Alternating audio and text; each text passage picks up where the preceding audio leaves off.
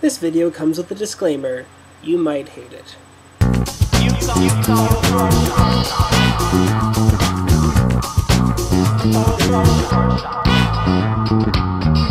First things first, I'm sorry for the shaky camera. We have people over, families visiting, which is why I forgot about the video. And there's really nowhere else I can do this but up in my room on my bed, because that's the only spot I have.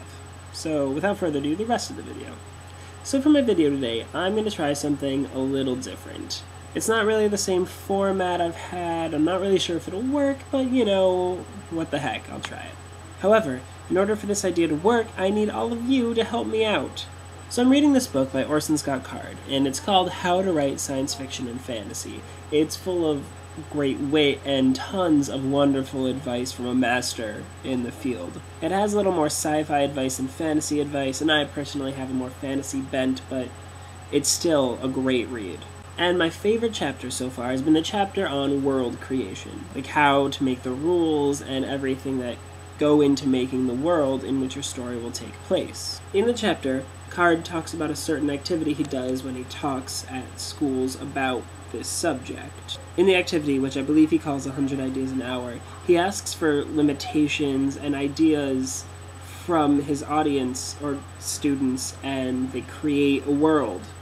Bunch of different workable ideas in this workshop. So while this works best in like a live discussion sort of thing, I want to try to do that here, and it's going to take a lot of audience participation. I'm going to alter it a little bit from what he does, whereas instead of just throwing out things and bouncing ideas, I'm going to give a couple of rules that you guys have to follow, and then you have to come up with a good idea to make that work. That was not very clear at all, I apologize. I'll try explaining it again, but the best way might be an example. So in this world that we're going to create together, magic exists, but it has its limits. To use magic, the user has to pay a price. And my rule is that that price has to be physical, but not blood. That means human sacrifices and other blood magics are all out. So new ideas. In this world, there is humans, which, you know, we don't have to worry about. They're pretty easy to write. And there is another species that coexists. It's a fantasy world, but I don't just want dwarves or elves or goblins or something. You have to think of another non-human species that logically could have evolved over time to fit whatever niche in the world. And lastly, the religion.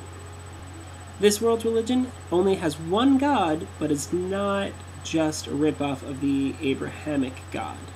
By which I mean it's not necessarily male, and it doesn't require sacrifice, but it still demands some form of allegiance. So I don't know if anyone's still watching this. If you are, thanks, it means a lot to me. Personally, I find this whole activity really interesting, and I want to try it, but this is really the only feasible medium I have. I hope you're as interested as I am. There's more instructions, though, So if you're still here, what I want you, my extra loyal viewer, to do is take these limitations I've put into place, and then you have to take those limitations and blossom them into a fully blown world. Well, not really a full world, you don't have to worry about that, but take those 3 rules and explain how they work in this world.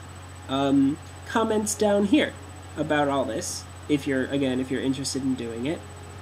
And if I get any sort of feedback from this, my goal is to take it and then try to do something with it, like a little story or something, and then I'm going to talk about that on Friday. I mean, if it doesn't work out, then I have nothing to talk about on Friday, but I hope it does.